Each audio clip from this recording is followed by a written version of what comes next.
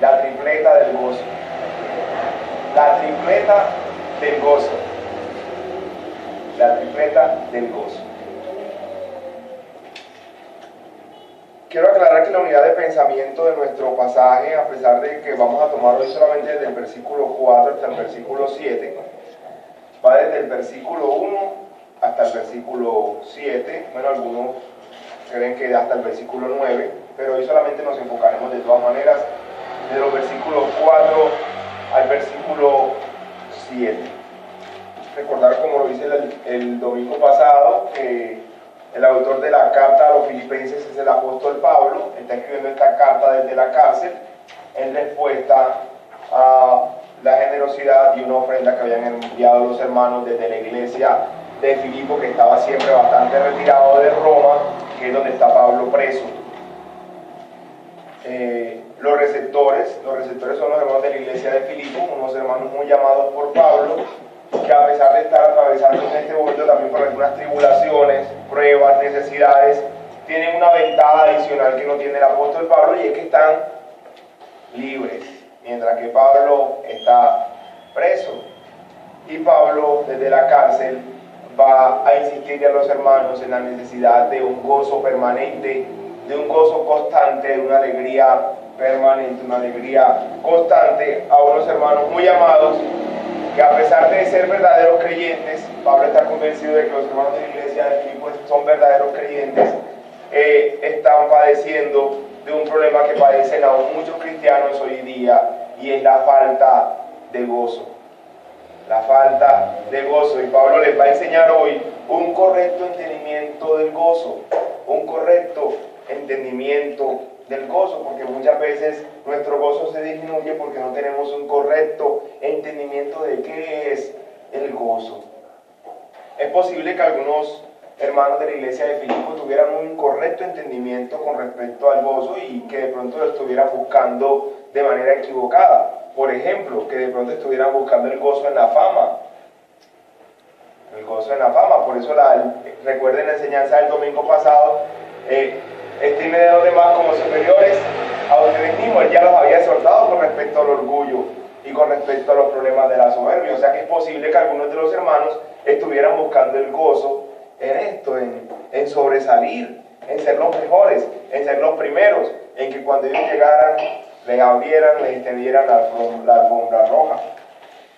De pronto algunos también estaban buscando el gozo en el dinero. De pronto algunos estaban buscando el gozo en el dinero. O sea que si tenían dinero, ellos pensaban que si tenían dinero iban a estar lo suficientemente alegres, lo suficientemente contentos. De pronto otros estaban buscando el gozo en el deleite del pecado. Estaban buscando el gozo en el pecado. Pensaban que si de pronto le daban rienda suelta a sus pasiones, podían experimentar y tener un verdadero gozo. O podían estar buscando el gozo de manera equivocada en cosas buenas, pero de manera equivocada en el matrimonio,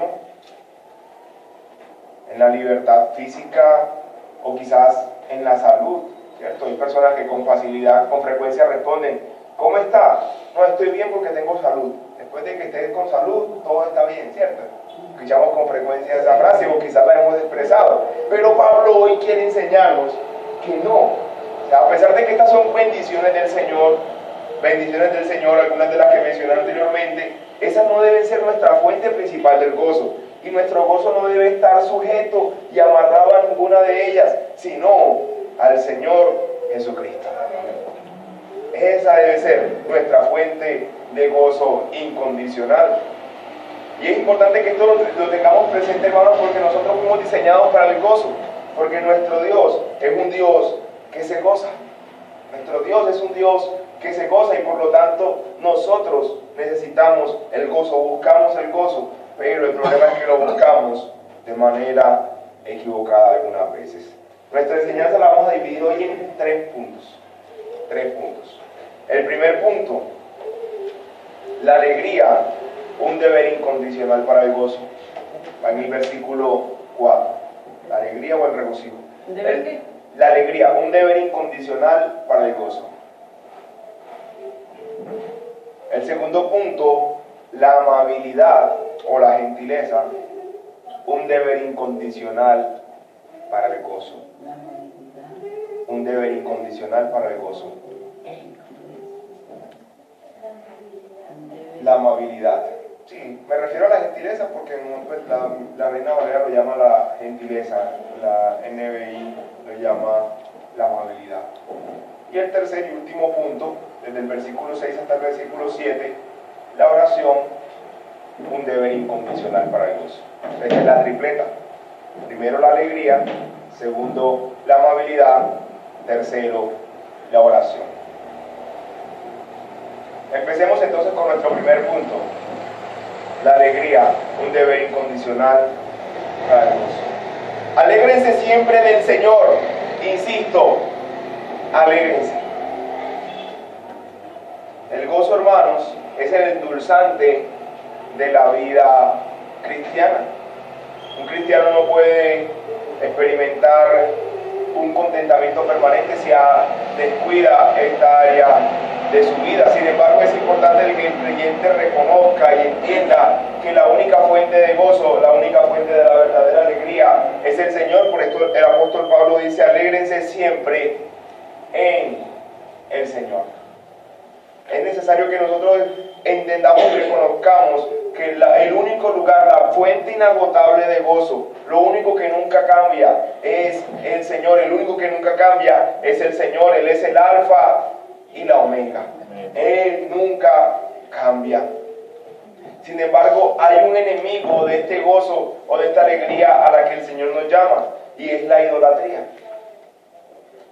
La idolatría. Y con esto no me refiero a la práctica católico-romana, sino a la idolatría que nosotros con frecuencia podemos tener en las cosas, en las personas o en las circunstancias. Y esto es un enemigo del gozo, un enemigo de la alegría que el Señor nos demanda. Por ejemplo, es posible que algunos de los hermanos de la iglesia de Filipo estuvieran colocando su gozo, su confianza, su alegría en las personas. El domingo pasado hablamos de dos hermanas dentro de la iglesia de Filipo que tenían roces, ¿cierto? Entonces estas hermanas, y este mandamiento que estamos viendo en este pasaje está pegadito, está 2 versículos después de la exhortación que le está haciendo a estas dos hermanas. O sea que hay una relación muy importante entre la relación con nuestros hermanos y el gozo. Entonces, pero sin embargo esta relación debe estar puesta en su lugar correcto. ¿Por qué? Porque es posible que nuestro gozo esté puesto en las personas. Si la situación está bien con las personas, entonces me regocijo. Si no está bien con las personas, entonces no me regocijo. Es como si le estuviera diciendo el apóstol Pablo a Evodia. Acuérdense que las dos hermanas del problema, ¿cómo se llamaban? Síntique y Evodia. Es posible que Evodia estuviera colocando su gozo en Síntique. Si las cosas están bien con Síntique, estoy bien, me gozo. Pero si las cosas no están bien con Síntique, yo pierdo el gozo. Entonces es importante que nuestro gozo no esté puesto en las personas, porque esto ya deja de ser una hermandad correcta y pasa a ser idolatría. Con mucha frecuencia colocamos nuestra alegría a depender de nuestros amigos más cercanos. ¿Cierto? Si las cosas están bien con nuestros amigos más cercanos, nos regocijamos. Si las cosas no están bien con ellos, no nos regocijamos. O con frecuencia colocamos nuestro gozo, a depender nuestro gozo de nuestra relación matrimonial. En nuestra relación matrimonial. Si las cosas no están bien con mi cónyuge, me gozo. Si las cosas no están bien con mi cónyuge, no me gozo. Y esto es una muestra de idolatría. De idolatría. Entonces es que no estamos amando correctamente, sino que estamos idolatrando a nuestro cónyuge.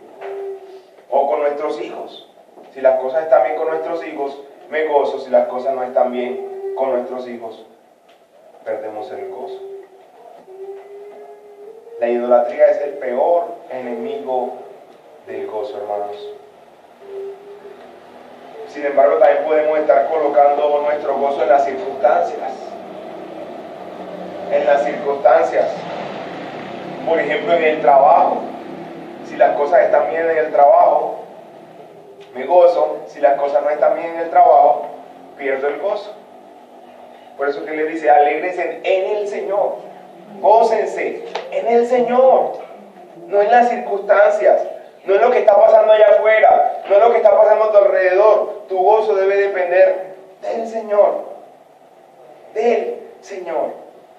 No en el trabajo, no en el dinero. Si tengo la cuenta que puedo ir, meter la tarjeta y sacar dinero, entonces no, me gozo. Pero si meto la tarjeta y me dice saldo insuficiente, entonces pierdo el gozo. No, en el Señor.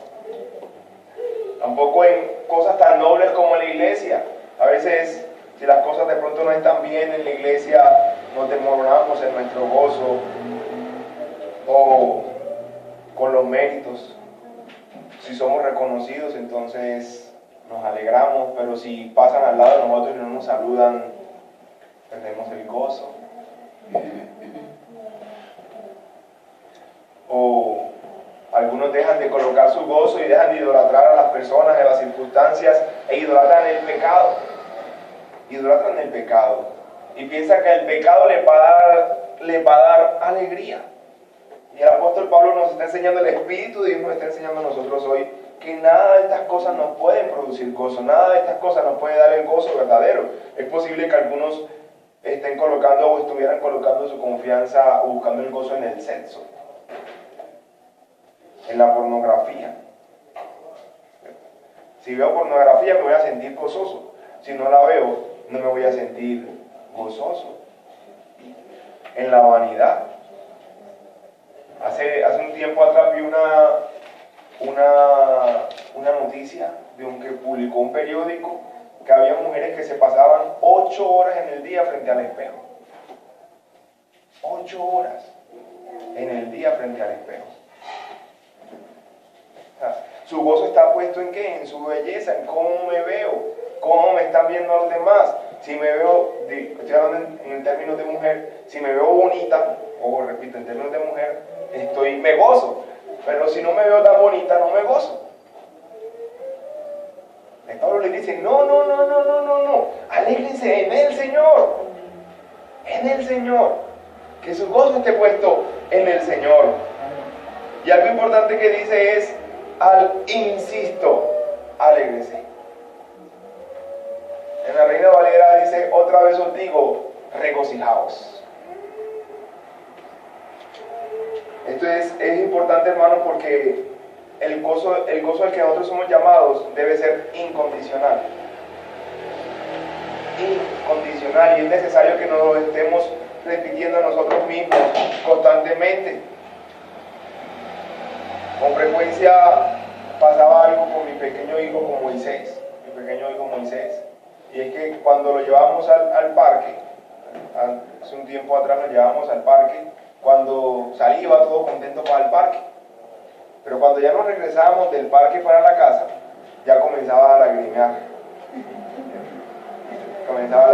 y a llorar. ¿Por qué? Porque el gozo estaba allá en el parque, la alegría estaba en el parque. La alegría estaba en el parque. Hay que decirle, hijo, no, la alegría no está en el parque, la alegría está en el Señor. En el Señor, y es importante que los niños entiendan esto y que los jóvenes entiendan esto. La alegría está en el Señor. Un juego te puede dar una alegría momentánea, pero la alegría que tú necesitas verdaderamente está en el Señor. Amén.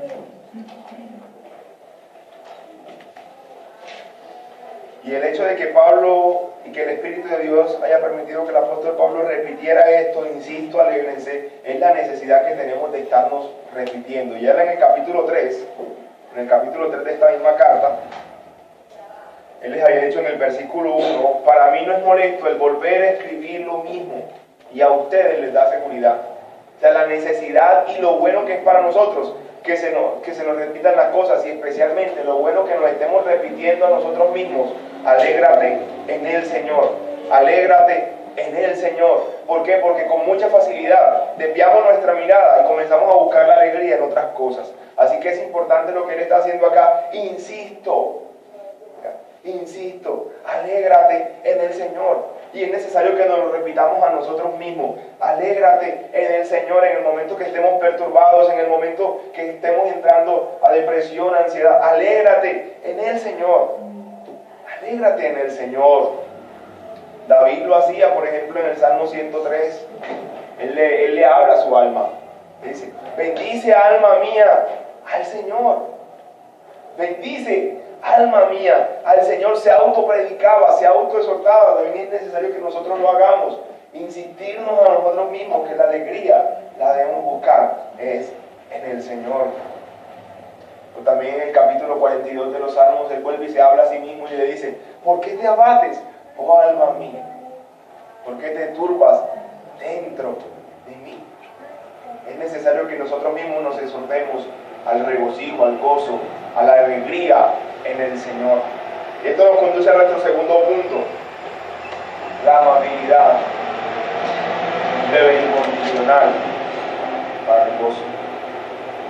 Ya hemos visto que es necesario que nos exhortemos a nosotros mismos, que nos busquemos la alegría en el Señor y que estemos conscientes de que debemos buscar nuestra alegría en el Señor. Sin embargo, el cristianismo no se trata solamente de estar alegres con nosotros mismos y ya.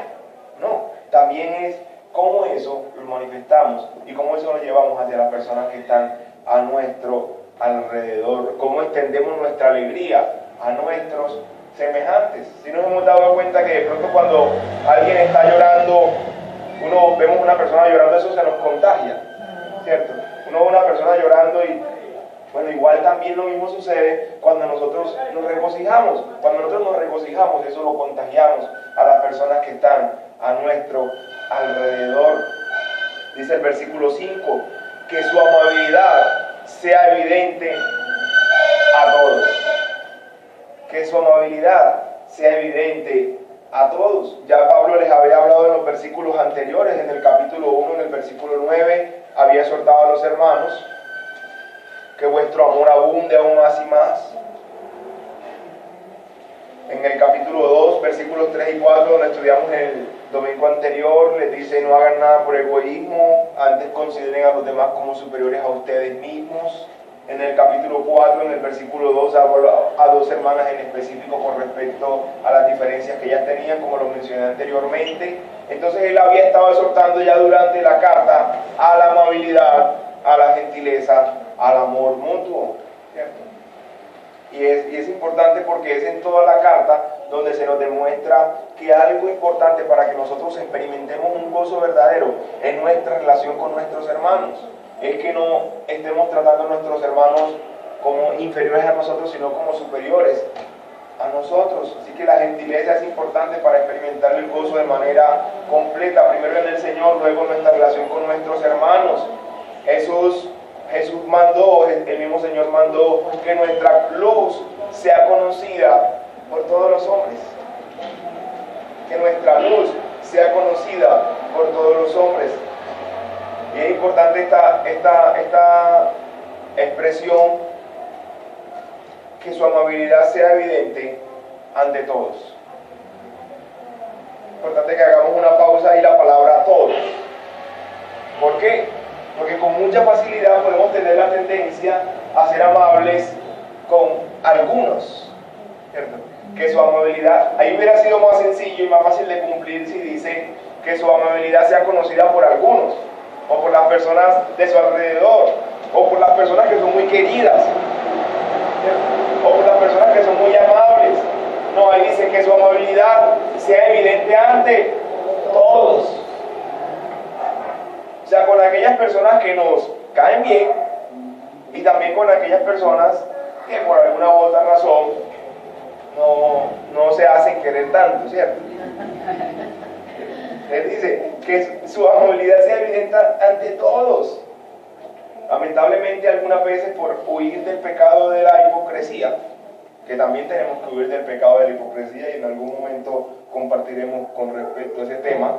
Lamentablemente por huir del pecado de la hipocresía, algunas veces nos tornamos toscos con las otras personas. Nos tornamos poco amables con las otras personas. O por decir la verdad, nos tornamos poco amables con las personas. Sin embargo, aquí nos está llamando el Señor a la gentileza. Y especialmente con los no tan amables. Con los no tan amables. Y algo importante es que nuestra gentileza no debe estar sometida a nuestro estado de ánimo. Nuestra gentileza debemos esforzarnos. Yo personalmente debo esforzarme. Cada uno de nosotros porque nuestra amabilidad no dependa o no esté sometida a nuestros estados de ánimo. Porque con mucha facilidad somos amables cuando estamos de buen ánimo. Entonces somos amables cuando estamos de buen ánimo. Pero cuando no estamos de tan buen ánimo, aquí vuestra gentileza sea conocida delante de todos. Qué triste es cuando nos juzgan con justa razón por la frase "y eso que es cristiano". Qué triste es cuando nos juzgan con la frase "y eso que es cristiano". Si queremos, hermanos, experimentar un gozo de manera completa, de manera incondicional, la amabilidad debe ser parte de nuestra vida diaria. Escuché en cierta ocasión un testimonio de un predicador que salió al África, fue al África y comenzó a un lugar de África y comenzó a predicar en ese lugar y hablar de Jesús, de las obras de Jesús, de quién era Jesús, de las cualidades de Jesús, del amor de Jesús, de la gentileza de Jesús, de la compasión de Jesús por los necesitados. Y de repente las personas de aquella ciudad le dijeron a este predicador: nosotros conocemos a ese hombre, nosotros lo conocimos. No, pero es que ustedes no lo pudieron conocer, él vivió hace más de 1800 años, eso fue como en el año 1800, 1900. Él ya vivió hace muchos años, ustedes no lo pudieron conocer. Sí lo conocimos, ven y se lo mostramos. Y fueron a un lugar y le mostraron la foto de un hombre. No, pero es que ese no es Jesús. No, pero es que él cumple todas las cualidades de las que usted nos está hablando ahorita. Y cuando el hombre investigó, era un misionero que había estado en ese lugar hace unos años atrás. Que nuestra gentileza sea conocida de todos los hombres, que las personas puedan ver a Jesús a través de nosotros. Aquellos hombres vieron a este misionero que obró tanto a la manera de Jesús, vivió como Jesús, que ellos terminaron pensando que ese era Jesús. Terminaron pensando que ese era el Señor Jesús. Tristemente, uno de los peores enemigos de la gentileza o de la amabilidad, y por tanto del gozo, es el afán. Es el afán. Uno de los peores enemigos de la amabilidad es el afán, y esto nos conduce a nuestro tercer y último punto. La oración, un deber incondicional para el gozo. ¿Por qué? Porque muchas veces dejamos de ser amables por causa de nuestro afán. Dice el versículo 6, no se inquieten por nada. Más bien, en toda ocasión, con oración y ruego, presenten sus peticiones a Dios y denle gracias. Y la paz de Dios, que sobrepasa todo entendimiento, cuidará sus corazones y sus pensamientos en Cristo Jesús. En Cristo Jesús. La solución para el afán es la oración. Por nada se inquieten. Por nada se inquieten. ¿Y cuál es la solución para el afán o para esa inquietud que con mucha frecuencia llega a nosotros? La oración. La oración. Así que la oración es un deber incondicional, hermanos, si queremos experimentar el gozo. La oración es un deber incondicional si queremos experimentar el gozo. Los hermanos de la iglesia de Filipo querían a Pablo libre. Ellos querían que Pablo estuviera libre. Ellos deseaban que Pablo saliera preso. Pero Pablo ya les había dicho que ellos estaban haciendo lo que era necesario en el capítulo 1, en el versículo 19. Él les dijo: porque por vuestra oración, la solución para tu problema está en la oración. La solución para tu afán está en la oración. Amén. El Señor ha determinado que muchas cosas han de suceder si nosotros oramos, y que no han de suceder si no oramos. Hay cosas que van a suceder si oramos y que no van a suceder si no oramos. Decía C.S. Lewis, la oración no cambia a Dios, me cambia a mí. El afán también está relacionado, hermanos, con el amor al dinero. El afán generalmente está relacionado con el amor al dinero. El Señor Jesús lo había hablado de manera explícita en su enseñanza en el Sermón del Monte. cuando nos habla con respecto al afán y a la ansiedad. Con respecto al afán y a la ansiedad, el afán generalmente está asociado con el amor al dinero. Sin embargo, es importante aclarar que este pasaje no se está refiriendo a personas negligentes. Este pasaje no se está refiriendo a personas negligentes. Y tampoco tiene nada que ver con dejar las cosas para última hora y por eso a veces estamos afanados. Tenemos que corregir el problema de dejar las cosas para la última hora para que tampoco tengamos que estar afanados. Sin embargo, es importante, en medio de los momentos en el que nos sintamos ansiosos, en el que nos sintamos inquietos, ir al Señor en oración. Y recordarnos, como lo hablamos en el primer punto, por nada se inquieten. Me gusta la forma en la que lo dice la Reina Valera: por nada estéis afanosos. Estárnoslo recordando constantemente cuando esté en un momento de afán, en un momento de ansiedad. Por nada estéis afanosos. Por nada estéis afanosos. Por nada. Por nada estéis afanados.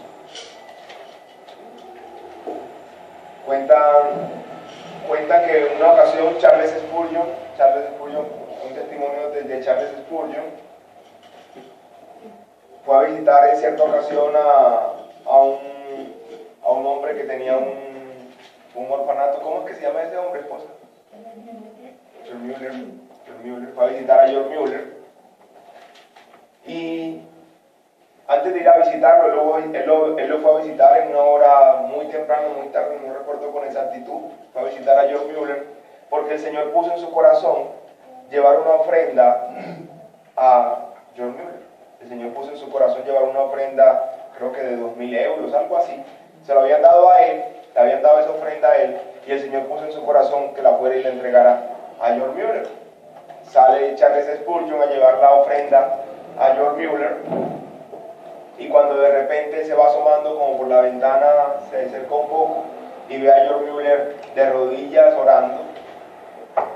Él toca la puerta, George Mueller se levanta a atenderle y George Mueller le dice: no me tienes que decir para qué viniste, yo sé que viniste, yo sé a qué viniste. El Señor contesta las oraciones. George Mueller había estado pidiéndole al Señor por una necesidad para el orfanato, y el Señor se la contestó a través de Charles Spurgeon. ¿Cómo vemos a Cristo en nuestro pasaje, mis hermanos? ¿Cómo vemos a Cristo en nuestro pasaje? Es importante aclarar, como lo dije al principio, que entendamos que Pablo está hablando esto a verdaderos creyentes. Así que las personas que podemos experimentar el gozo de manera permanente somos aquellos que estamos en el Señor. Amén. Sin el Señor no se puede experimentar el verdadero gozo. Sin el Señor no se puede experimentar el verdadero gozo. Las personas pueden tratar de experimentar el gozo a través de buenas obras, a través de una vida moral correcta, pero sin el Señor no es posible. Sin el Señor no es posible experimentar el gozo de manera perfecta, de manera completa. Pero vemos a Cristo en este pasaje, dado que Cristo experimentó el abandono de su Padre en la cruz, para que nuestro mayor problema fuera resuelto. Nuestro mayor problema está resuelto, hermanos, porque Cristo lo resolvió en la cruz. Él experimentó el abandono del Padre para que nosotros ahora podamos decir: el gozo del Señor es mi fortaleza. El gozo del Señor es mi fortaleza. Cristo es nuestro mayor ejemplo de amabilidad. Siendo Dios, se humilló, se hizo hombre, fue a la cruz, lavó los pies polvorientos de sus discípulos, y nos dice en Romanos capítulo 5, versículo 8: mas Dios muestra su amor, su amabilidad, su gentileza para con nosotros, en que siendo aún pecadores, Cristo murió por nosotros. Amén. En que siendo aún pecadores, Cristo murió por nosotros.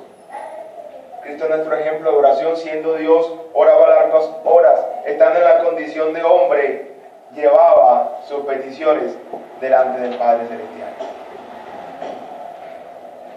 Como manera de conclusión, mis hermanos, como manera de conclusión, es importante que recordemos entonces que vivir gozosos no debe depender de nuestras circunstancias, de nuestros estados anímicos, de las personas, sino de un correcto entendimiento de que es un deber cristiano.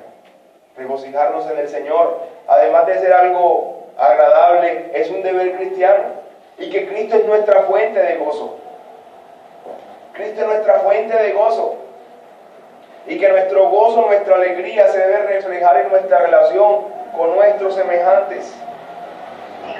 Y que todo esto lo podemos lograr únicamente a través de la comunión con el Padre mediante Jesucristo en oración. Y para terminar, hermanos, si hoy como David has experimentado la falta del gozo, la pérdida del gozo, haz lo mismo que hizo el salmista David y humíllate delante del Señor y ruégale al Señor, vuélveme el gozo de tu salvación y espíritu noble me sustente. Amén. Una pregunta, ¿cómo manejar el tema de ser amable pero a la vez ser hipócrita? O sea, llevar como que una cierta amabilidad a ciertas personas. Yo creo que debes hacer las dos cosas, ser amable y no ser hipócrita. Sí, o sea, es hacer las dos cosas. Yo creo que en la medida que tú vas esforzándote por la amabilidad, o sea, eso se logra en la práctica, en la vida diaria. En la vida diaria, en la medida que tú te esfuerzas por ser amable, ya se vuelve una parte de tu vida. Yo recuerdo cuando estaba joven, mi padre me lo enseñó de la manera equivocada. Mi padre, pues, un buen hombre sin el Señor, me lo enseñó de la manera equivocada. Mi padre siempre ha sido un hombre de negocios. Entonces mi padre, ¿qué me decía a mí? Mire, hijo, decía mi padre, mire, hijo, vea a todas las personas como si algún día fueran a ser clientes suyos. Así que trátenos amablemente. ¿Cierto? Él me lo dijo de una manera equivocada, ¿cierto? Nosotros debemos hacerlo con la motivación correcta. Seamos amables con las personas porque el Señor nos manda a ser amables. Porque el Señor nos manda a ser amables. Porque de esa manera vamos a experimentar y vamos a reflejar verdaderamente al Señor. Y porque, bueno, de una u otra manera, en algún momento podemos tener la oportunidad de predicarle a estas personas pero este no es el grosero del otro día, ¿cierto? Pero hagámoslo con la motivación correcta, simplemente hagámoslo parte de nuestra vida, hagámoslo parte de nuestra manera de vivir, hagámoslo parte de nuestro ser amables, esforzarnos por ser amables, de tal manera que en el momento que tengamos que decir algo con toda la firmeza, la verdad con toda la firmeza, lo igual lo diremos siendo amables, mostrando amor, mostrando misericordia, no siendo groseros, no siendo antipáticos, no pensándonos que somos mejores que las otras personas porque le estamos llamando la atención. Yo creo que simplemente tenemos que esforzarnos por ser amables. Es lo mismo que hablábamos el domingo anterior con respecto a la humildad, ¿cierto?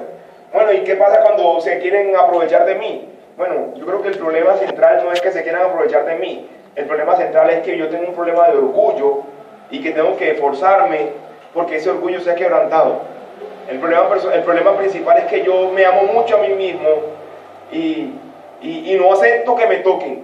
Entonces tenemos que trabajar en el problema de nosotros, de nuestro orgullo y nuestra falta de humildad. Entonces igual en las dos cosas, hijo, es reconocer la necesidad de que en cualquier momento tengo que ser amable con cualquier persona, independientemente de que sea muy querida o que no sea tan querida, y que tengo que decir la verdad siempre.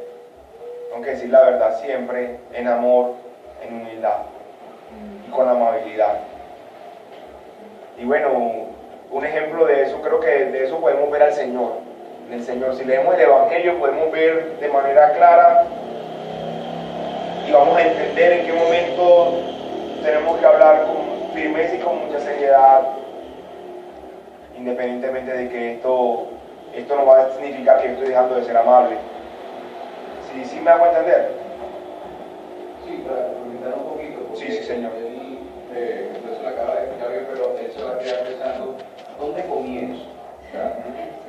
¿Cómo hago para hacerlo? Y ese comienzo está en ese ejercicio. Dice Pablo, ejercitémonos para la piedad. partiendo del punto de que es un mandato del Señor, es lo que te va a decir, pues es que me cuesta, ¿cómo le digo lo que le quiero decir a esa persona sin ser hipócrita en ese momento?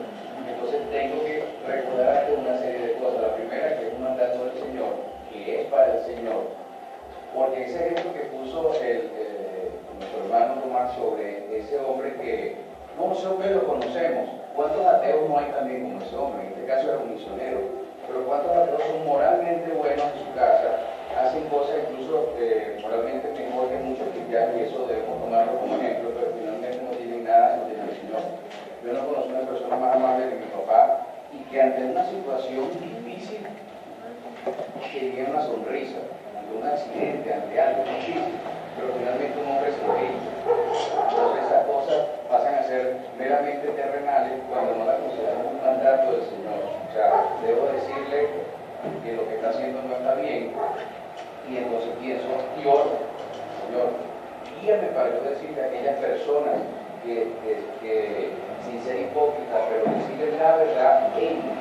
Cuando pensamos todo a través de Cristo, comenzamos a ver nuestros problemas muy chiquiticos, muy tontos, porque sabemos que realmente ese ejercicio viene como un mandato del Señor. Así es. Y hay algo que puedes aprender, bueno, de pronto sirve como una guía, te doy la palabra. Algo que te puede servir como guía es la ley del sándwich. Sí, la ley del sándwich. ¿Y sabes cuál es la ley del sándwich? El sándwich tiene dos panes. No, el sándwich no es lo que comemos normales, ¿cierto? Lo que comen ya 4 panes, ahí no tenemos un sándwich. Dos panes, y allá adentro está el contenido, el jamón, no sé, ¿qué más? El queso, la mortadela, bueno. Entonces la ley del sándwich, ¿cómo es? Primero le dices algo amable, ¿cierto? Primero le dices algo amable, luego le dices lo que le vas a decir, y luego vuelves y terminas con algo amable, ¿cierto? Entonces eso ayuda mucho, ¿cierto? Y nos sirve en cualquier circunstancia. De pronto si le vas a decir algo a tu cónyuge, ¿cierto? De repente no llegas de mala manera a decirle lo que ya tú sabes que te amo, ¿cierto? Sabes que te amo. Se puede usar los 4 panes, entonces. Tienes que ser 4 panes, ¿cierto? Sabes que te amo, sabes que tú cocinas muy rico. Entonces le comienza a hablar de buena manera, luego le dice: sin embargo, quiero que sepas esto. Bueno, ya mi esposa a veces ya me había identificado. Bueno, ¿qué me vas a decir? Que vuelvas a la sándwich. Ya empezó con el sándwich, ¿qué me vas a decir ahora? Mucho pan. ¿Cierto? O como los niños que a veces llegan donde el papá: papá, tú sabes que te amo. ¿Qué quieres? Entonces la ley del sándwich ayuda, ¿cierto? Sea amable, pero de lo que vas a decir. Iba a decir algo.